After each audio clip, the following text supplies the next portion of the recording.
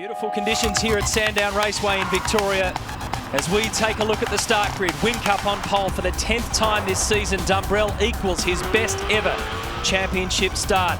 Winterbottom is ready to pounce. Will Davison started on pole here on both days in 2009. He's continuing the good form for Toll HRT. There is James Courtney in position 6. So he has to make sure that he stays there or only goes forward if Jamie Whincup wins, if he wants to keep the championship lead by the end of the day. The Kelly brothers side by side inside the top 10 for Jack Daniels Racing. Position 11 belongs to Greg Murphy. There's Craig Lowndes, 4th in the championship fight. He's got a lot of work to do. That Sunday at Tasmania really hurt him. Jason Bright had a crash in practice. It was a big crash, but really not too much damage in the end. Stevie Johnson and Stevie Richards make up positions 15 and 16 on the grid. There's Alex Davison and Shane Van Gisbergen behind them. So a lot of things at play here. We all talk about the championship, but remember, this is coming towards the silly season of the year. Some of these guys will be looking for other seats next year. Some of them trying to impress other sponsors for next year. Caruso and Tim Slade, 21 and 22. There's Carl Reindler and Andrew Thompson from Bundaberg Red Racing. Behind them we'll find Andrew Jones, who's slotted into car number 8 alongside Warren Luff. So Andrew getting the job while Jason Richards is out recovering. Our very best go out to you, Jace. Jonathan Webb and Tony D'Alberto. And Tony Ricciardello makes up the rear of the grid. So 29 starters as per program, aside from car 8. That's how they line up. Green flag, formation left commencing. Best decision Paul Dumbrell's ever made, to stick around and keep going again next year, and he did it right on cue as he delivered with his first ever podium finish in Tasmania, and backs it up here with position 2 on the grid to start this race.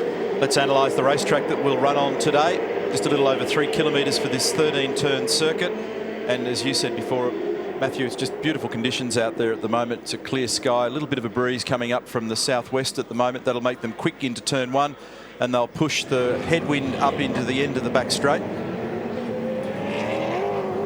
Boys, as far as the strategy goes for this race, there's a bit of chat that if there is a safety car around about lap 10 or 11, 10 could be a gamble, but certainly from 11 onwards you could expect teams to capitalise on that. And as you mentioned, that forward or reverse window, probably from 13 to 27 or 28, but I'll get Larko to elaborate on that. And just an update on Craig Lowndes' shocking in qualifying his run there. The boys at Triple Eight have said that he probably overdrove the car a little bit for the first time, but he was on track to do a lap time within about a 10th and a half of Jamie Whincup. Hit traffic at the end, so expect him to be strong in this race. Overdriving, really? Thanks, Cam McConville.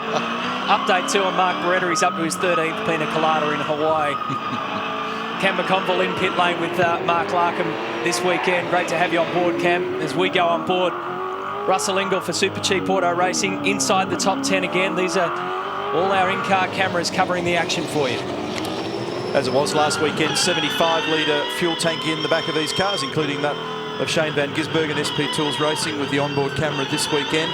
And by our average estimates, we're talking about something in the order of 2.6 litres per lap in the fuel burn, which equates to about 2 kilos. Hopefully they've got that sorted out down at Team Vodafone this weekend. Tomorrow we'll talk more about the sprint tyre, but today it's all about the regular Dunlop tyre. Scafey, you can't get through the end of this race without coming in for some fuel. You've got some numbers there for us. So the numbers are, you've basically got to have between 7 and 8 seconds of fuel to get to the end of this race, and everyone will be doing, we think at the moment, rear tyres only. Some may actually do the diagonal, the left-hand front for the right rear, as we saw in Tasmania. So there's lots of different strategies in terms of the tyre bundles and the way that if you go for 4 tyres, it's another 4 seconds. So everyone will do 2 tyres. Edging it up. We're good there. Stop it there. Perfect.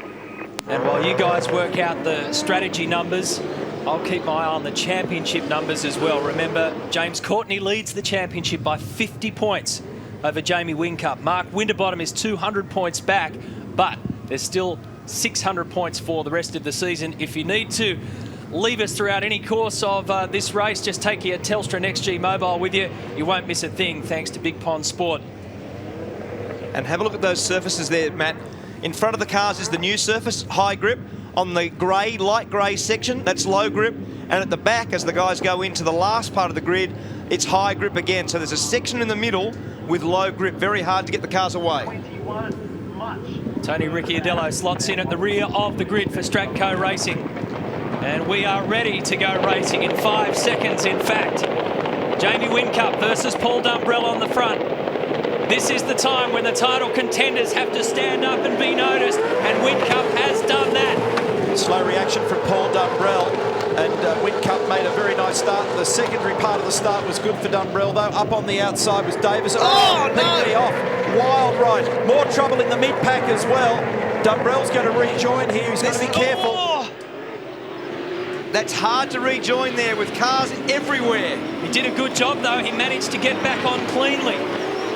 Oh, it's a bumping duel there between Todd Kelly and Craig Lowndes. That's Dave Patterson's voice engineer for Paul Dumbrell in the background. It's been a benefit, though, for Mark Winterbottom. Oh. And a big, almighty lock up for Garth Tander, straight into the fence. I can see that coming. You all right? Yeah, I'm fine. Safety car. PD cut a tyre on the flag. Garth Tander saying that his tyre was cut, and you'll see it on the replay when we get to it, but just stay there until they control this one. he was a passenger. Those tyres have done an unbelievably good job. Those cars are doing 265 kilometres an hour. And I reckon it's on the rejoin that Garth Tander's talking about. That's what he's saying. You can't just drive across the grass and emerge back on the road, and that's where the contact was made. So we could see that. I could see it deflated as he went up there and put his foot on the brake, and I held my breath. It's good to hear Garth's voice on the radio. Remember, that's a brand new shell last weekend for the race in Tasmania. Look how far it's gone in. Yeah, and Mark's observation's right. I mean, they've done a terrific job with the way in which the tyre... And there's a scientific process, even though you may not think so. The way those tyres are actually joined, there's a specification for it. The way they're linked. There's also the belt across the front of the tyres as well. So the energy gets dispersed across the entire tyre bundle, and then behind that, there's the guardrail as well. And isn't that great to see Garth safely stepping out of that car. And folks, I can't reiterate it enough, when the cars are going fast and you go off the road like that with no control, tyre flat. So here's Paul Dumbrell off at turn 1. He was around the outside, effectively second. That's Todd Kelly getting back on. But what actually happens, look for Garth Tander. Garth Tander, it's just here. Here comes Paul on the right. This is the contact just up in front. Here we go. This is the contact now. Bang. And that wheel-to-wheel contact has deflated the right-hand front tyre of Garth Tander's. And as we follow up here, this will be on Fianganol. Oh, hang on. It might have been actually even more there. Because there's a bit of fainting. Maybe it's not steering properly. It's not steering properly. Here we go. And that's gone. That's gone. Lucky he didn't get Dumbrell with it. That is a very serious hit. Well, there's a couple of telltales in that process. When he first came off turn 4, it was shedding bits, and then there was another point midway through the straight after the little kink at turn 5 where there was another burst of bits there. Now, whether it was beginning to machine its wheel or something at that point as well, Larko might have some more. No, I was just going to add, mate, what a great innovation the hands device is there. You saw as Garth got out of his car. That's the thing that keeps his helmet tethered to himself there so he can't stretch his neck. Remember, he had the big biff at Gold Coast only a couple of weeks ago, so that's 2 in a few weeks. So great safety innovations. And Rob Crawford told me in Tasmania last week that a number that they've spent in the recent past, the Toll Holden Racing team, on damage repair. Remember, they had the traumatic Bathurst for Will Davison. They had the big drama at the Gold Coast.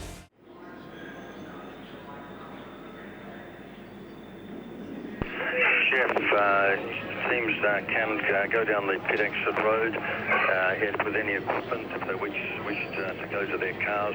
Just be cautious of any cars that may stop and be returning to the track along the pit exit. Over.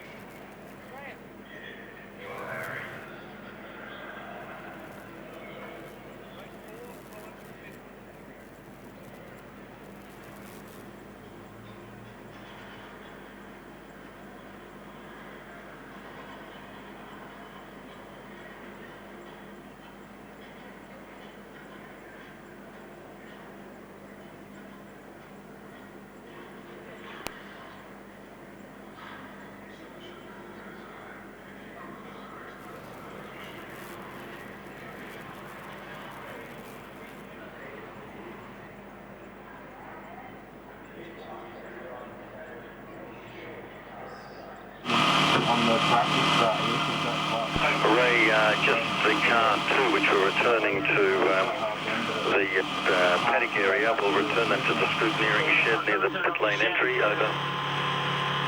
You got to jump back in?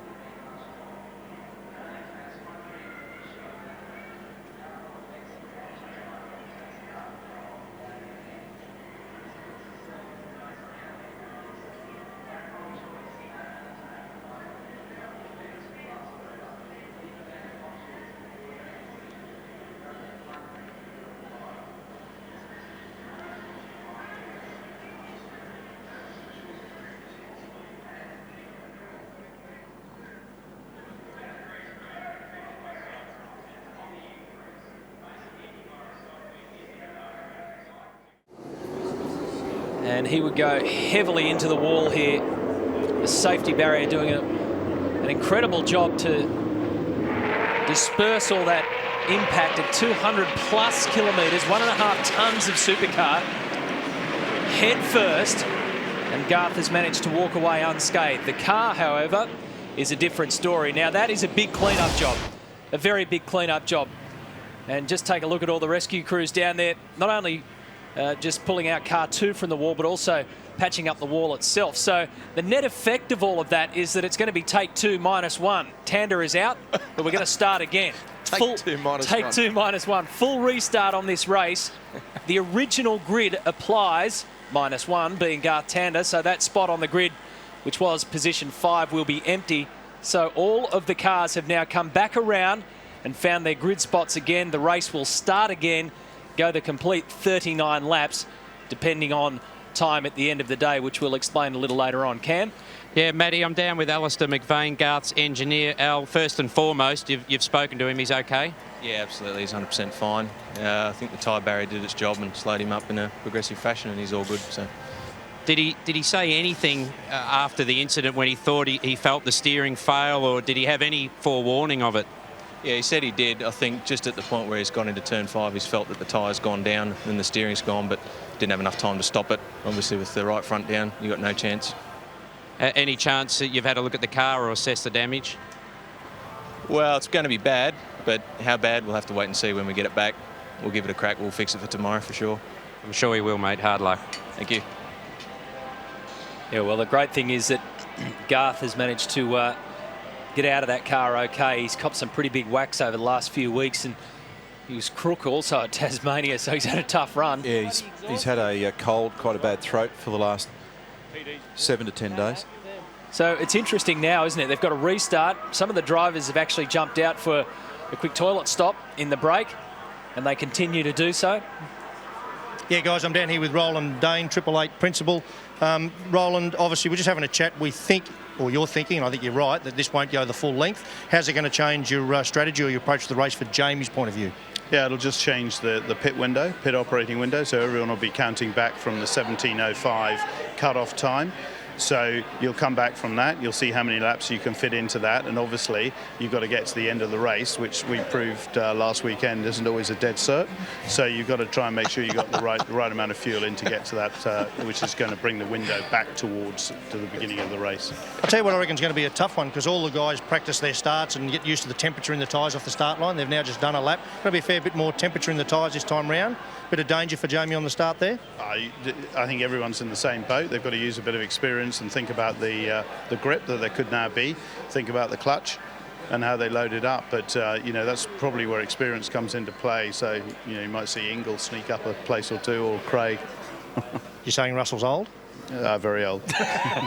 Thanks, Roland.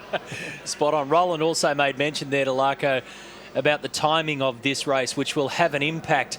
So it's 39 laps, but from the time they originally started, the race could only go 60 minutes. So we'll have to wait and see when they start again and then work out how much time we'll work backwards from that. But at the end of the day, the numbers are still on the board. They've got to do 39 laps. And this is one of the reasons why, the main reason why, it will be a full restart. It's a big job to piece all that back together. And that's why it was red flagged, as distinct from leaving the cars out there under the control of the safety car and effectively neutralising the original race. So because of the amount of work that was required, a lot of people standing around, a lot of equipment and vehicles on the racetrack, race director Tim Schenkens made the smart and safe call of just bringing everything to a halt. All those tyres up there are chain interlinked, and it's actually quite intricate. There's a very comprehensive document that the international ruling body puts together, the FIA, on how those tyres are to be created. It's quite a process and it's quite expensive, and they've done a great job, as Mark said before. And you can see there, Neil, that the width or the depth of the tyres is much deeper in the active zone. So where Garth went, which was the worst and most dangerous spot, was basically straight ahead. It's much deeper in that area compared to at the bottom of your screen where it's only 3 deep. So the guys have done a lot of work in making that part of the track as safe as it can possibly be. Yeah, boys, just a bit of an update on Garth's crash there. We think it was actually Paul's muffler or the tips that come out of the muffler that cut the tyre. And if you think back to Bathurst, Fabian Coulthard's shocking crash, that was a similar incident there where he just clipped the tip of the muffler. So something to look at going forward, that doesn't happen again. Scafey, one of the things that we're just looking at now with the drivers coming back, a couple of them run all the way back up to pit lane. Others have dived into the grandstand. Craig has decided to stay in the car. You guys are used to stop-start because there's quite often incidents on lap 1. How does it affect your rhythm? Yeah, it's a good question. What you've got to do, Matt, is basically go back to what you did last time. And for Paul Dumbrell, he'll be thinking this is fantastic because he made a mistake at turn 1 and went off by himself. I actually asked Neil before, how did that happen? And when we watched the replay, he basically understeered in too fast into the first corner and went out into the grass. So he's got another go at it. He's basically going to have to do a good job this time and ensure that he stays on the black stuff.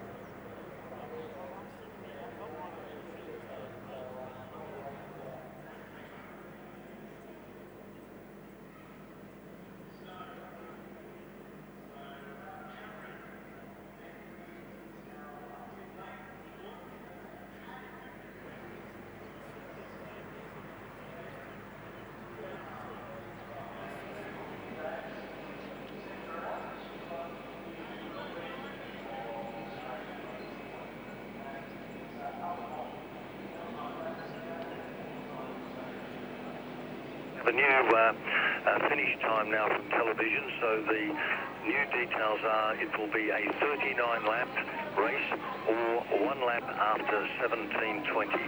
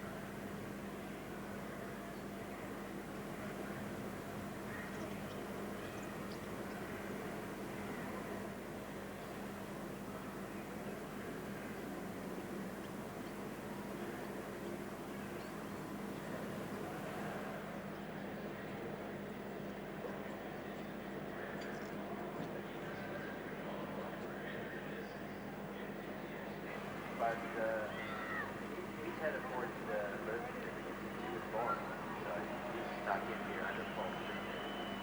And this weekend we're announcing the top 10 of best V8 car drivers and Australian touring car drivers voted on by the public. What do you have to say about that? Well, I think it's good.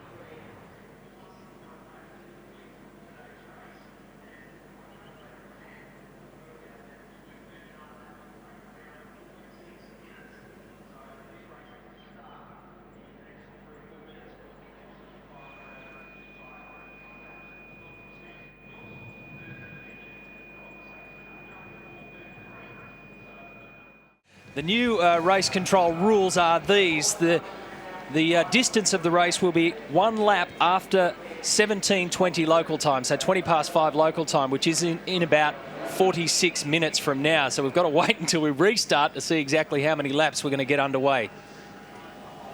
Matty, you heard Cameron McConville before make the point about the exhaust on these cars. I'm down here on the grid. This is Will Davo's car. Now you can see this is the exhaust where they exit on the left-hand side. One of the reasons they do that is the heat. It keeps the weight the other side. So you can see the damage there, and if we come over here, he's had contact quite clearly. Look at this.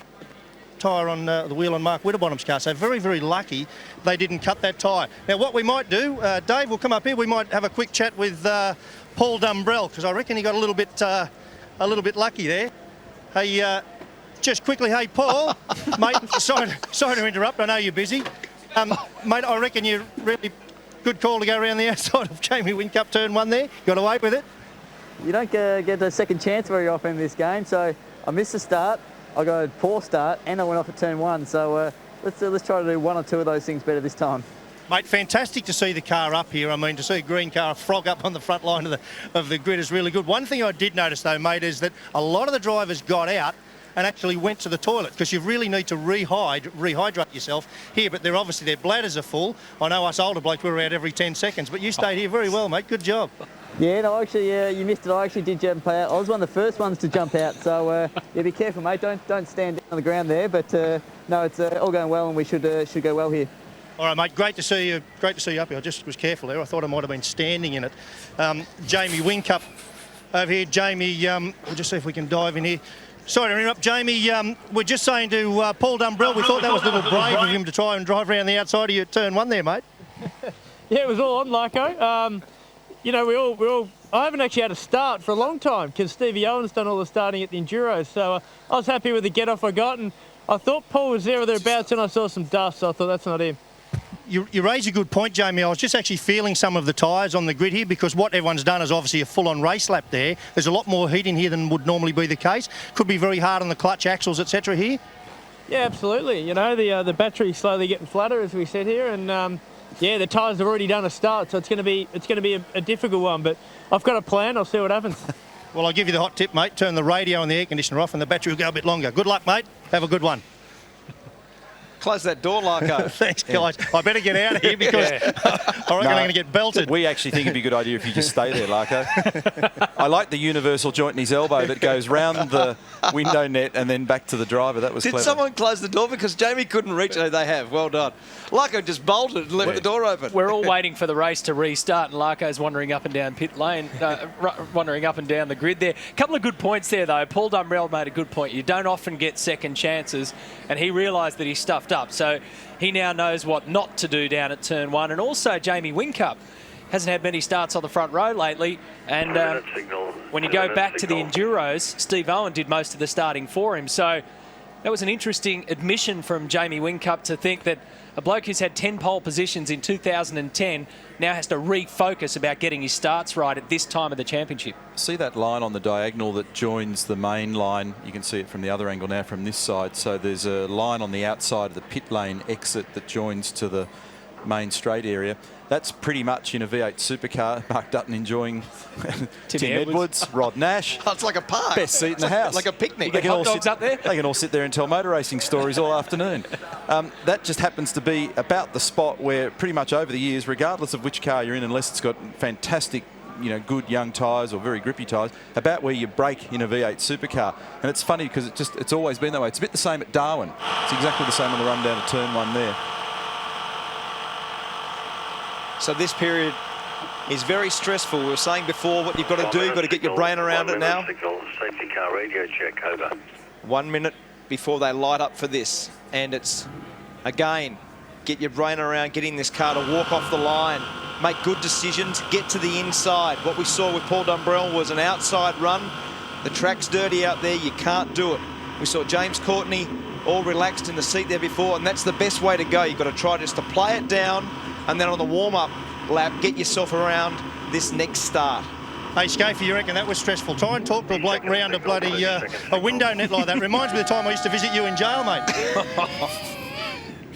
You got them all today, Larko. Thank you, Larko. Go get down into pit lane and do some work. It's been close to half an hour since they started for the first time. So a lot of time has passed. And it's not impossible that we don't have some form of interruption next time around as well. I mean, tightly bunch packed. The times have been very close all weekend. Very intense part of the end, this end of the season. There's a lot going on out there. There's a lot going on in the paddock at the moment.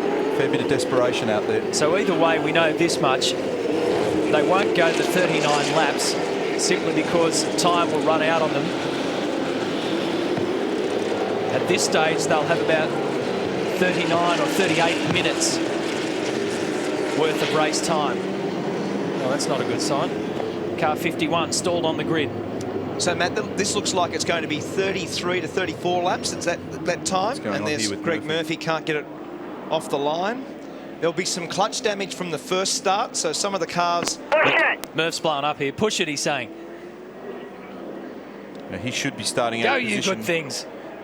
Out of position 11. Now he's away. Got it going. Well done. This will be the world's fastest observation lap. This will help him. He won't be able to get back to his spot, so this will be weird. In this lap, Murph, fill it with fuel. Yeah, so that's interesting. That might actually work in their advantage. That's the reason they're making that call. Come in and put fuel in it, park it. Start from the pit lane. Start from the pit lane and then not have to stop in the race. Pass everybody who has to come in and take fuel. That's right. It's actually not a bad plan. I need to crunch the numbers though. We've got the calculator smoking in here. Immediately erupted into a technical blue in the commentary box as we try and work out whether what we've just said is vaguely intelligent. Remember, I fried my abacus in Tasmania, so I'm no good to you anymore. So remember, we've already done a couple of laps of the warm-up of the first race, then a lap of the race, then a park back on the grid, then a warm-up lap now to get back into the next start land. So 75-litre tank will be back at something like early 60s, mid-60s in terms of what you've got in the tank right now. So this is going to be very interesting. Greg Murphy, that might work for him. It's one thing to try and work out who's going to come in for fuel at what stage. Can we get the thing started first? All right, righto. So just concentrate on the little things. So the grid is Whincup, Dumbrell, Winterbottom, Davison, no Garth Tander, and you can't take his spot. James Courtney, Lee Holdsworth, Russell Ingall, Rick Kelly, Todd Kelly. Just very quickly, Greg Murphy's car did stop. It was battery, which happens, as you'd imagine. They've got cool suits and things running in the car, and you're dead right, Neil. These guys are all over it. They know that they've maybe got a little advantage here in what's just rolled out. Good. Keep edging it up a little bit more. Well, Murph came so close in Tasmania to scoring his first race win in 5 years. Had such a great run. I'm getting a sense of deja vu. I got this feeling I've been here before.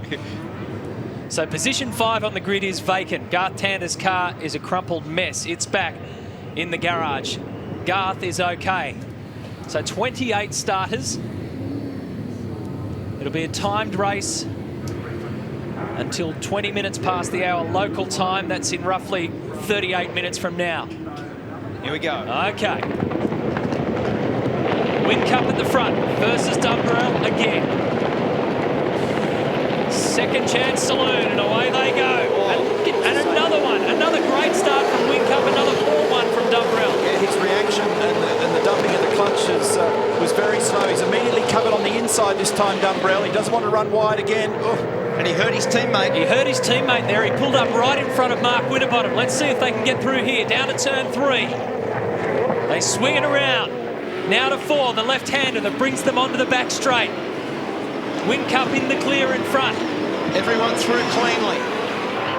Just. Carl Reindler digs out some dirt on the exit of 4.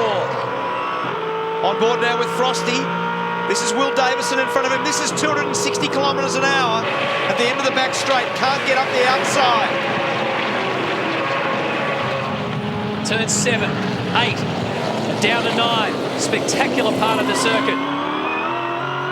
Whincup, great start. Fantastic jump. Great delivery of the power. Hardly any wheel spin. And you can see this gap.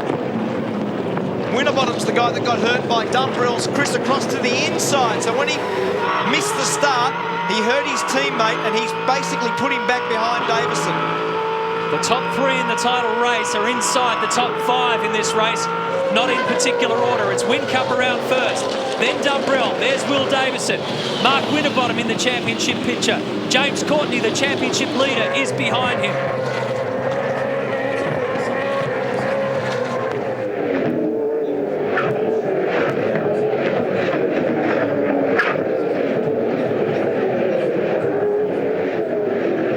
The field goes charging through. And that really did hurt Mark Winterbottom down the turn 1. It not only slowed him up, but it put another car in between him and the leader of the race.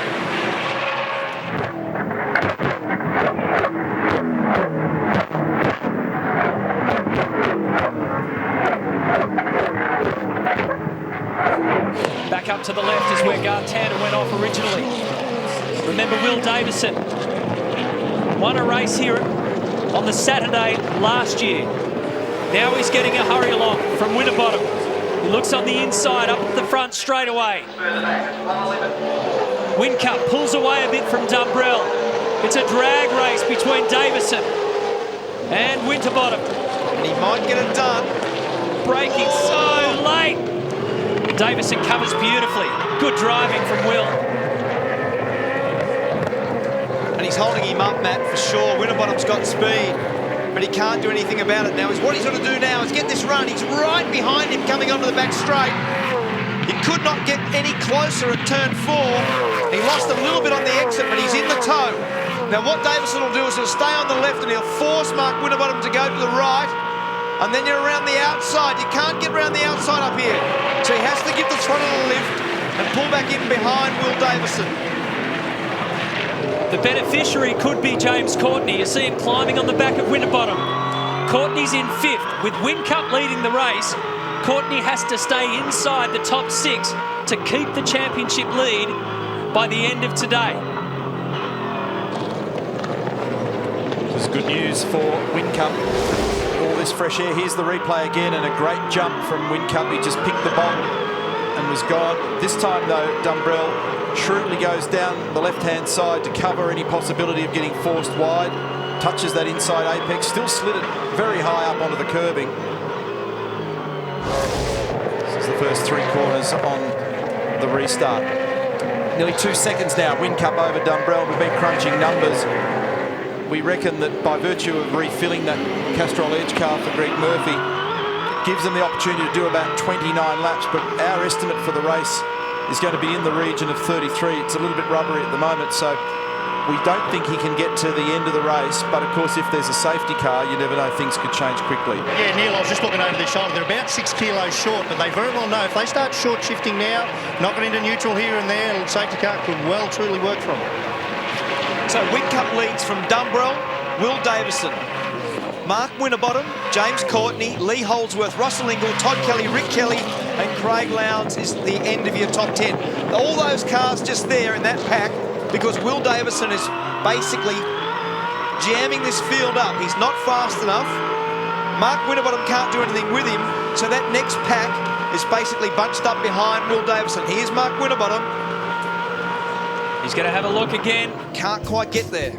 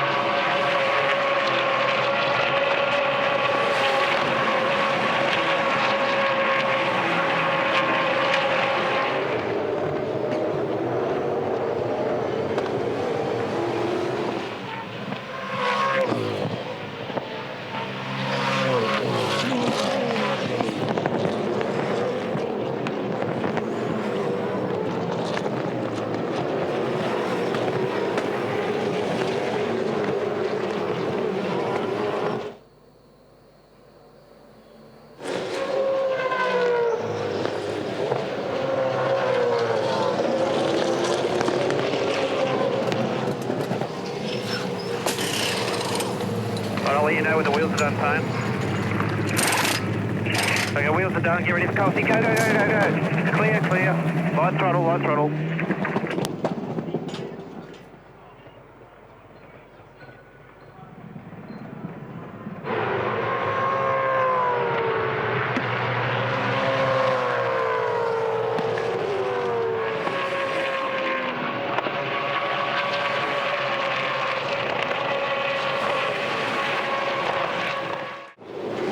And now Paul Dumbrell in, so in fresh air, and Mark Winterbottom too. Separate booms for them. Fuel and tyres, it'll be a very short stop. Rick Kelly from Mark Winterbottom's car. Rear wheels are on. Okay, go, go, go, go, go, go, go, go. Clear out. Go, go. And that was the first voice you heard was Paul Dumbrell's engineer, Dave Patterson.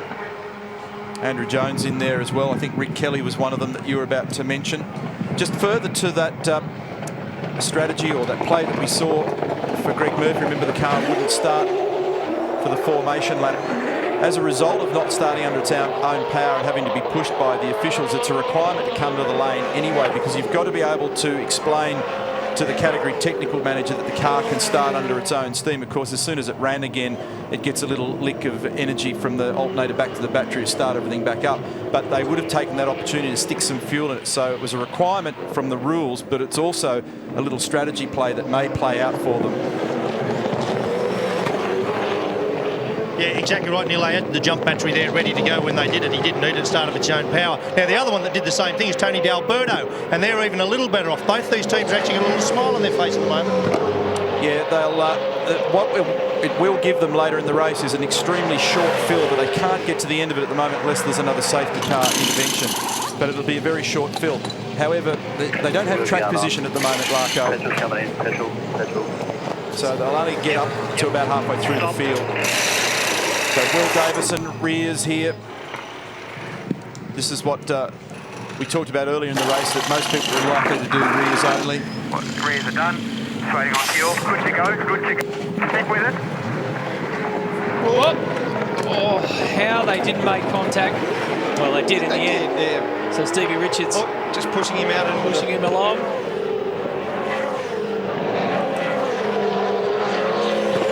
So Will Davison has kept his track position ahead of Mark Winterbottom, rejoining behind Paul Dumbrell and in front of Winterbottom.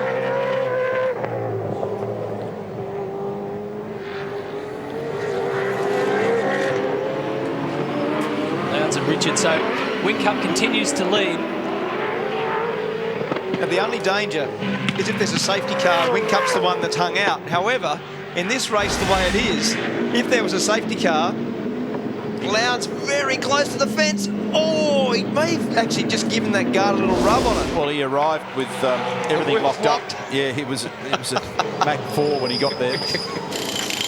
The only danger with being caught out by the safety car is if the safety car come out, you may be able to make it to the end. So it's one of those weird races, given the duration of this event today, that it's right on the cusp as we see this battle continuing with Mark Winterbottom and Will Davison. Now, Mark Winterbottom should have maybe, I said earlier that he was ready for a dive, he was being held up, and he probably should have had a dive earlier. Now, Will Davison gets into the schedule, gets into sort of a regime of keeping him behind. And this will be very hard for Winterbottom to get by if he keeps on blocking like this. Remember here last year on the equivalent race, oh, here's the chance up the inside. He's pushed him wide. He gave him a push wide. He's got him. And a few bits along the way, bits of plastic there. It's the mirror off the passenger side of Will's car. Now, Will was the winner here last year in what was then race 13 in 2009. We were here at the end of July, early August. And now he's in the grasp of Rick Kelly at the end of the back straight. Oof. Very hard to do it from the shallow line there at turn 6. Rick will be kicking himself there because it was almost an opportunity.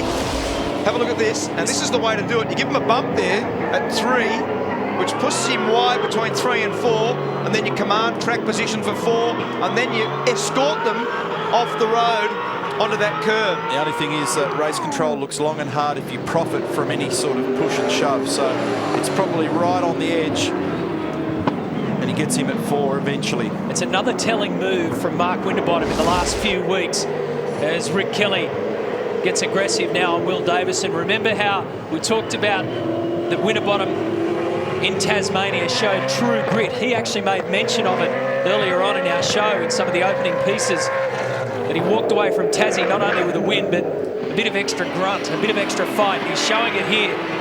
But he's got everything on the line here. He has to win races between now and the end of the season. And there aren't too many left.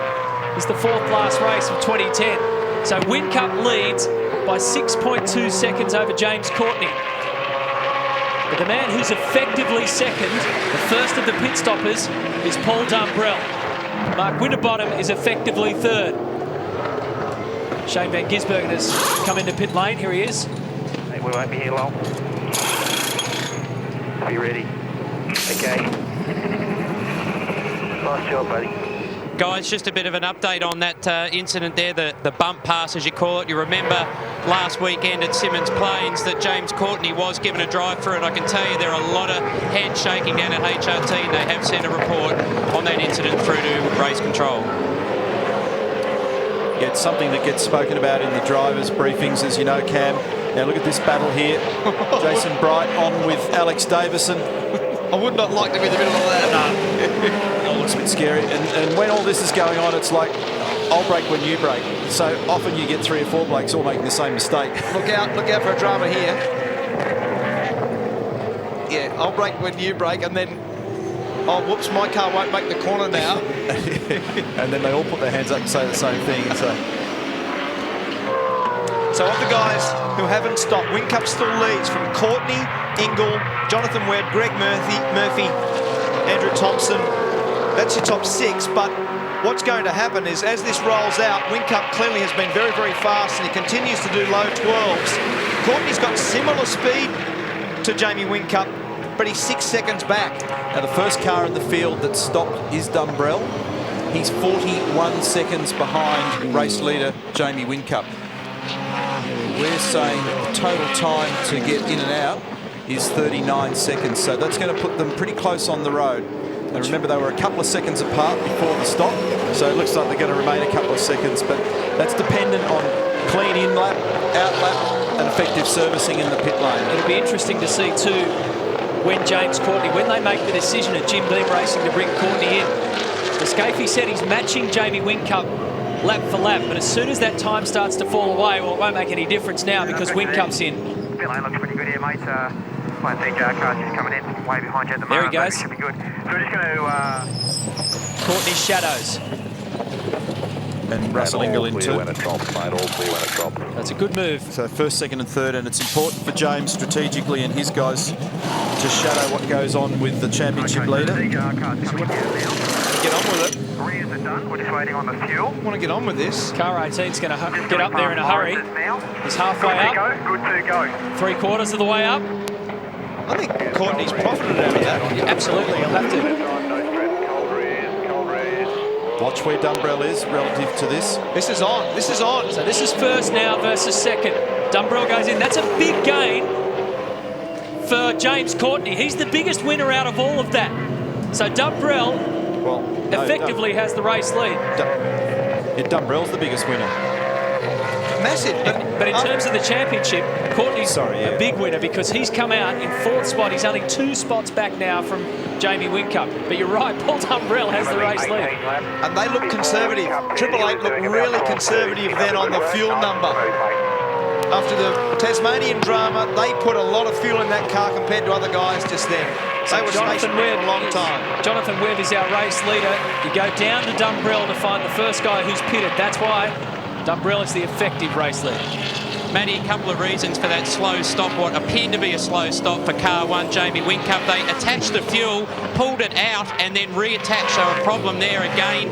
Similar incident perhaps to what we saw at Symmons Plains. And also Jamie was very slow away, nearly stalled the car. Wow. Well, it's hurt because he had theoretically somewhere between what should have been a 1 to 2 second cushion, and that's now turned into a 1 to 2 second cushion in the wrong direction. Imagine what Paul Dumbrell's thinking. Geez, I like restarts, full restarts. How good's this is what he's thinking at the moment because the car's working well, his confidence is high. He's come off the back of that terrific result in Tasmania. And he got a second crack at it. His first crack at it today was an absolute mess. He's got away with it. And head down, tail up. He leads Jamie Whincup. But don't worry, this bloke in car 1 will have his head down now because Mark Dutton just said to him, sorry about all that, let's get on with it, let's go and get him. So Whincup will be very much motivated to catch car 55. He's 2/10 quicker to the second timing intermediate on this lap. This is a healthy battle also with Lowndes, Todd Kelly and Steve Richards in behind the guys just up ahead. They just went out of shot, which was Ingle, Davison, Rick Kelly and Holdsworth. They're actually got there's this next battle, Davison, Rick Kelly and Holdsworth. So there's 2 or 3 little groups of cars that are sprinting at the moment in this race. This is the great thing about the duration of this race. This is absolute sprint stuff. So we've got a lap counter on our screen there, taking us up to 39. You'd be rest assured they're not going to get that far. It's a time-certain race, and the race will be checkered flagged 1 lap after 5:20 local time, which is in 18.5 minutes. Boys, I have Garth Tander down here. GT, we all had our hearts in the mouth. Physically, you're okay? Yeah, actually fine. It was a very, very soft impact. I was expecting a massive impact. They've done a very good job with the repairs and the addition of the safety wall up there at the end of the back straight, because it was pretty quick when we went in, but feel fine, and the car looks like it's not too bad, so boys are going to have a late night. They'll be back tomorrow though. It looked like there was a couple of touches as he went up the back straight. At what point did you think, I haven't got hold of this? Well, there was a couple of touches. When PD came back onto the circuit after he speared off at turn 1, he came back on pretty aggressively and it hit wheel to wheel then. And then the mid-corner at turn 4, he came down and went wheel to wheel again, and I think it's probably bent the steering arm there.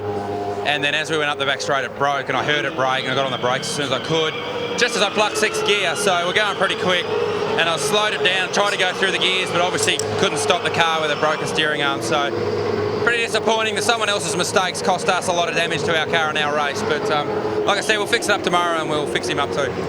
Better luck tomorrow, mate. Cheers, mate. Thanks. Bit of a get square coming from Garth Tander. A lot of people will be asking, why didn't Paul Dumbrell cop a penalty for that? It'll be one of the lingering questions. Yeah, well, they may look at it after the race as well. Sometimes they need to get the data out of the cars and the onboard Tiga cameras to get a full impression of what's going on. So I'm certain that one will be called for at the end for a little review, just to make sure that all was in order.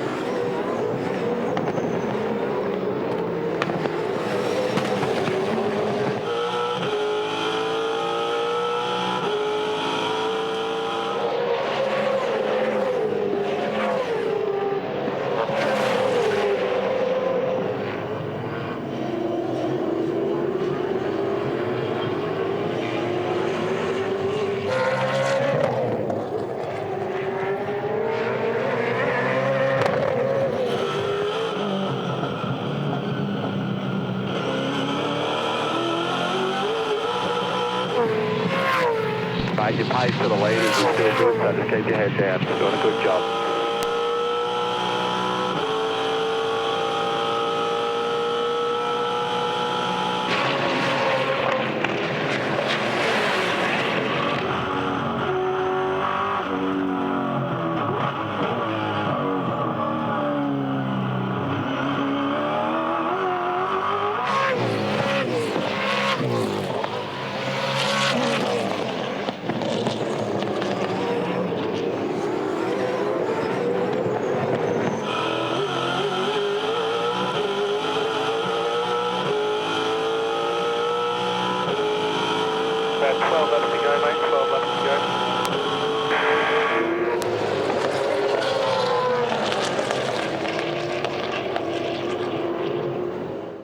Dumbrell, therefore, is really your race leader from Jamie Whincup, Mark Winterbottom, and then we find these two guys, two former teammates, one leading the championship, the other going hell for leather simply because that's what he does.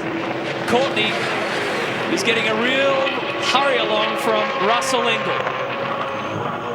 Russell's race pace looks very good at the moment. If anything, he looks like he could have a bit more pace in his car than James. James has got track position. But this classic Russell, we've seen it time and again. He just comes on, he gets better and better and better as the laps unwind.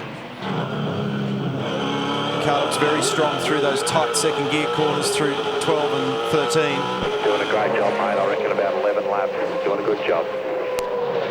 And he won't want to give it away. Courtney will not want to, and Championship Land will not want to give this away. Oh, this is nasty. Whincup around the outside. That's not a spot you want to be. Hey boys, let's just have a quick update with the Greg Murphy scenario. Now we know he's leading the race. He's sorted with fuel. Now Adam DeBore, this is his engineer in here. Seriously, if I put the heat gun on the computer there, it is red hot. He has been punching out numbers, going through figures. Now I've got to ask Paul, mate, you're scratching your head. I heard you say to Greg to knock back to 7,000 RPM on the gear change, mate. How close is it? It's about a lap and a half, but you've got to have a crack, haven't you? We're in the pit lane at the start of the race, and if we get a safety car, we can win this thing. Mate, I reckon it's going to be hilarious this time next year. The whole pit lane's going to roll in here on the outlap. You know that? Well, you need Garth Tanner to put in the tyres so we can get this race shortened, don't you? But we're going to give it a go. Murph's just been on the radio then said, they're coming, aren't they? They're coming. And we said, yeah, they are, but we've got a bit of a gap there. Anyway, full credit to you, mate. I think it was a clever strategy. Well done. Thanks. It'll be interesting to see just how far he can go.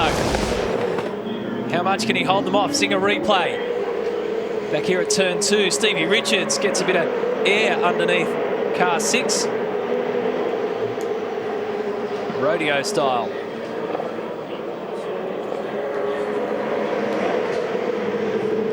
Did Todd Kelly make impact? Yeah, he did. Just a little bit, but enough for Stephen to go wide and bunny hop it through. Steve had passed Todd, and that was the recapture of that position. So that's a pretty lively battle with those two guys.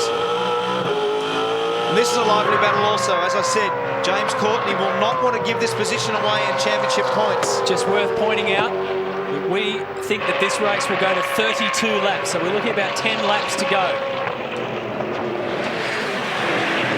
Good job, James Courtney, to get up the inside. You always want to put the lap car between you and the guy behind. That was a handy breather. It was a handy pass, exactly. So that'll give him a bit of relief from the attack from Russell for another couple of laps. Oh, that's awkward on the outside. Oh, Todd, he's going to be well in the weeds. Both are. So was Van Gisbergen. This is... As soon as I saw him on the outside, hanging on out there, I knew that was going to be tough. Todd's 12th at the moment. In fact, he's 13th now as a result of all that.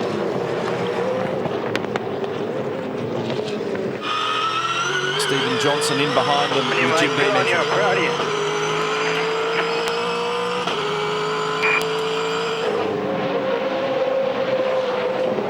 As we watch this battle unfold, the biggest question is how far can Greg Murphy get car 51? Can he get it to the end? Possibly 9 laps left to go. Shouldn't be any more than that. Is there enough fuel in the car to get Murph all the way without having to stop? Remember, he started from pit lane. They juiced it right up to the limit. There's a chance that he may just pull this one off. There's also a chance... Oh, that's wild. Yeah. That is so wild. Rallycross stuff at 200 kilometres an hour, and neither of them lost a spot. And you've still got to stop the car down at turn 9. It's not that easy with debris all over the tyres. So there's also a chance that Murph's going to run out. The other chance is that he'll have to back it off to conserve, and therefore they'll catch him and get past him. So Dumbrell's close. So this is really it. Murphy versus Dumbrell versus Whincup. It's going to be tight, mate. It's still going to be really tight for fuel. We might not make it, but we'll give it a go. So if it stays like this, James Courtney will finish the day still with the championship lead. But it's been whittled away somewhat from Jamie Whincup. So, for example, in fuel conservation mode, Greg's lap, that last lap was 1.1 seconds slower than Paul Dumbrell. Remaining. Keep up the good work. 7 or 8 laps to go. This is for the lead. Greg put fuel in at the stop as a result of not being able to start the car. He must report to the pit lane when that happens to demonstrate that he can restart the car under its own steam. You can't press on with a push start. They took the opportunity to put fuel in it, and that's played them a different strategy hand. Now, all this has been great news for Jamie Whincup because it's put him right in touch now with Paul Dumbrell. It's also been good news for Mark Winterbottom, so it's brought the front of the race to life. They've all got their own thing. Murph wants to win a race. Paul Dumbrell would dearly love to win one. Whincup needs points to get to Courtney. Winterbottom wants to climb over all of them. Everyone's got an agenda. And he's got him. So Dumbrell gets the race lead back from Murphy. Whincup wants to go with him. Down to turn 1. Whincup slots into second. Murphy rapidly running out of fuel, trying to hold on to a podium spot. Winterbottom locks it up. And if anything weird occurs because of the tight battle pack, then Courtney's right there in behind these guys. PD, eyes forward, 7 laps remaining, mate. Eyes forward. Keep up the good work. You're doing a great job. So in terms of outright paces, Winterbottom now ranges up alongside and will get this done over Greg Murphy, who's short shifting for fuel economy. Winterbottom grabs third position back in this race. This is the order early in the race. And James is a bit closer to these guys at the front too. If you look at his relativity, it is, what, just on 2 seconds from the race leader to James. So all of that helped in different ways for pretty much everybody inside the top 4 or top 5, except for Greg Murphy. So they're holding on at Rod Nash Racing. He got their first podium in Tasmania just a week ago. Can he get lap traffic exiting the pit? Their first race win and his also, but Whincup comes storming down towards turn 1. Look for the crisscross. Here we go. Dumbrell holding on, the lights are on. So that's where the crisscross comes in. You've got to get back to the other side to get down the inside for turn 2. Now look for this drive. Winterbottom's so close. He's just waiting for a mistake. We saw the blocking. Pressure hard, pressure hard. Don't let him block. Don't let him block. Get around him. Have a look on the inside, on the outside. 265 kilometres an hour. Having said all that, you don't need to have an accident either. He is in front of James Courtney at the moment. They want the points, but it's still got to be a measured approach. Play all or nothing in this game. Very often you come up with nothing. Exactly. So you've got, again, we said at the start of the telecast, it's about risk management. Good decision making will be very important here in the closing 5 or 6 laps. 6 minutes of racing to go, plus 1 lap.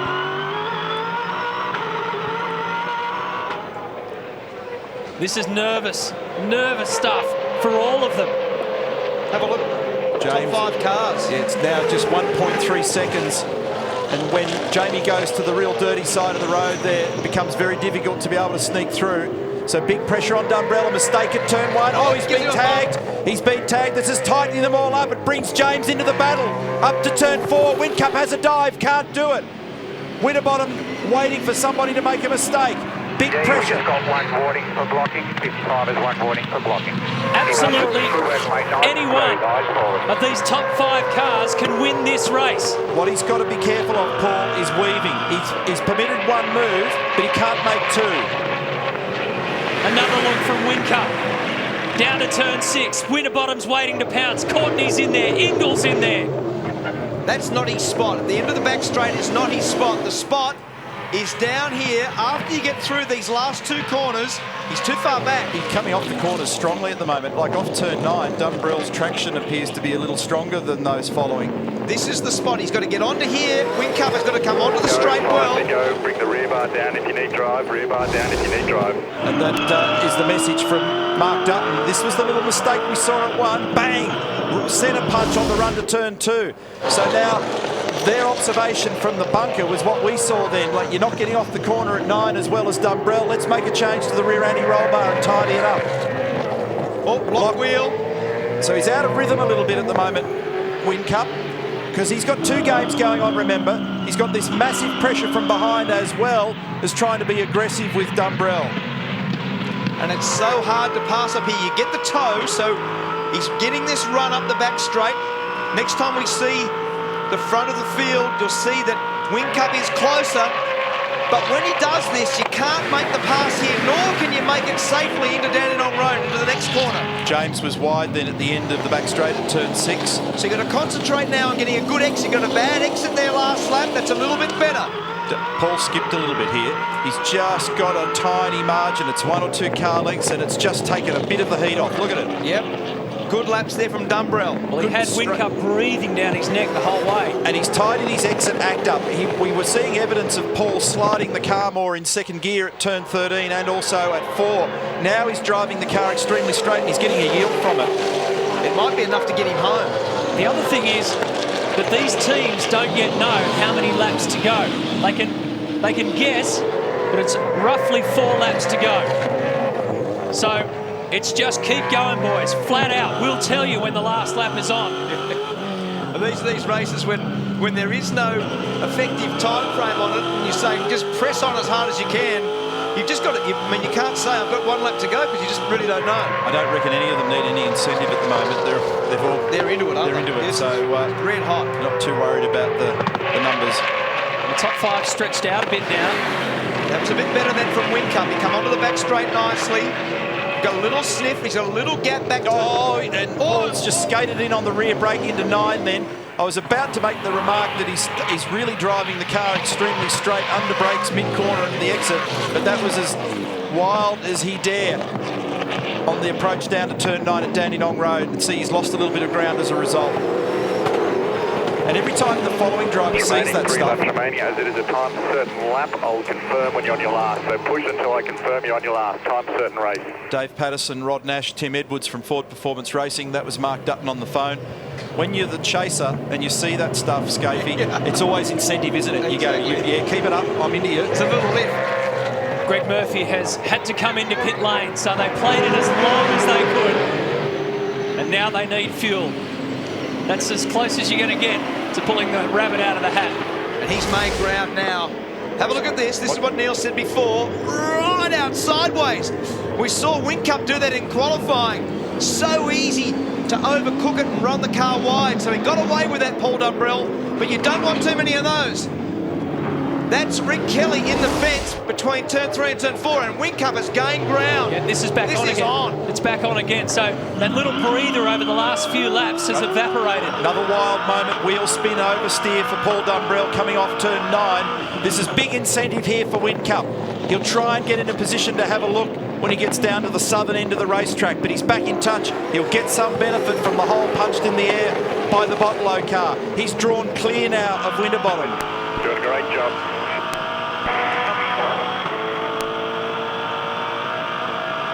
The only cheeky part of the game that Dumbrell was doing before was that when he would block, which he'll have to block in a minute, when he would block, he would move the car in the braking area. So weaving in the braking area is a no-no. It's permitted one move. He can basically choose which racing line he wants, but once he settles on it, there's no coming back. And that's the reason why he got the warning. So here we go. Whincup will get this little toe up the back straight again. When we see them from the front, you'll see him closer. So that's the draft. This is 265 kilometres an hour in a fast left-hand corner. One of the best corners in the country. Now, Paul Dumbrell was 1.5 tenths faster in Sector 1 to Sector 2, which is only the run up the back straight, basically. It went the other way around. Whincup was 2 tenths quicker, so good pace here. Look at Jamie. He's in touch now. Ooh. So a very good run, good traction, good straight line speed from Whincup. This should be the final lap of the race. Dumbrell's got to make... Keep it up nice and smooth. Just 1 to go. Keep it up, buddy. Keep it up nice and smooth. Bad gear change then, Dumbrell coming onto the straight. He's got to make the exit straight. He's got to get off 1 here without wagging the tail. And if I were Paul, I'd just ease the car into a slightly wider position just so there's some disincentive. Confirmation, it's the final lap. So Paul Dumbrell trying to hold on for his first ever race win. And this is big for him. It matters. Jamie Whincup. Driver, he was slow then, Matty. He had a bit of understeer in the middle. He had to delay the throttle getting on, so Whincup again will be very strong as he was last lap at the end of the back straight. Jamie's won 9 races this year alone. He's won 42 in his career. Paul Dumbrell, this is his 242nd championship race. He's had to grab the brake again mid-corner, turn 6. So coming up to his last opportunity here. And it's not a good exit for Dumbrell. Makes him vulnerable down here at turn 12. He's going to need to cover here, but he can. And now he needs to make the straightest possible exit from the last corner. He's going to do it. He is finally going to do it. 11 years in the making. Paul Dumbrell gets his first V8 supercar win. Great job. And they will go nuts at Rod Nash Racing. That's exactly right. Yahoo! Awesome job, boys. Well done. That's all to you, boys. Done a phenomenal job. Well done. 28 years of age, joined the category in 1999. And he's held off the man of the moment, Jamie Whincup. Mark Winterbottom in 3rd, James Courtney in 4th. So while the celebrations continue, what does that mean for the championship? It means that Courtney still leads. Whincup is 32 points behind. And I think I've got Jamie on the line. Jamie, what a race to the finish. I know you're pulling up alongside Paul Dumbrell. Wow, he really gave you a fight. Yeah, no, I'm happy for PD. He's been trying hard for a long time, so great to see him get his first win. And hey, I'll give it everything. Unfortunately, we just didn't have the tyres left on this baby, so we'll make a change for tomorrow and see what happens. I don't know if you heard me just when we opened the line there, but the gap now between you and James Courtney is 32 points. Yeah, it's slowly coming down. Long way to go, Matty. Let's not get too carried away. A lot of points and 3 races. Well done today, mate. Thanks, mate. Cheers. So that's how they finish race 23 of the championship. Paul Dumbrell, Jamie Whincup and Mark Winterbottom. Remember, James Courtney started in 6th spot. Russell Ingall up in 5th as well. That's the mid-pack. Alex Davison in 15th position. Andrew Jones, who's filling in for Jason Richards for the rest of the year, finishes in 21st position, and Garth Tander did not make it. So, wow, what an event. I mean, that one had it all. A full restart. And Paul Dumbrell, starting from the front row of the grid, gets his first ever race win. It's a special moment in anyone's career, and especially a guy like PD, universally liked up and down pit lane. So that's how the championship picture starts heading into tomorrow. There'll be 32 points between Jamie Whincup and James Courtney, with Courtney leading. I think Mark Winterbottom's on the line. You got me, Frosty? Yeah, he's checked out as he heads back towards the podium lineup. So Dumbrell, Whincup and Winterbottom. It's been a great day of racing. Hope you've enjoyed it. We have run out of time here. I'm with the nicest bloke in pit lane, PD. He's up on the roof. Look at him. He can't believe it. We'll try and get a grab with him. Mate, come down. The nicest bloke in pit lane, mate. 2 ordinary starts, but who cares? You're a race winner. Mate, Cam, how good's that? You've been there in the winner's circle, and you worked so hard in your career to get here, and what a great job Bollo and Ford and FPR have done today, and what Nash and I, it's our first win together, and hopefully many more to come. Sprint tyre tomorrow, mate. You like them? Can you back it up? Mate, who knows? We went pretty well down at Tasmania on them, so we've got every chance tomorrow. So this one's in the bag, and we'll take this home tonight and come back tomorrow. Congratulations, mate. Thanks, Cam. Cheers. Hey, James, nice championship drive, mate. It was essential. Were you looking for a green and a red car to come together up ahead of you there, I see? Yeah, I was, and I kept my eye on my boy here, Muscle. It's the last guy you want behind you in this situation, but no, it was good. It was a good race. Everyone played fair, and super stoked for PD. It's good for him and good for the Fords. Roll on Sunday. Cheers, mate. Yes.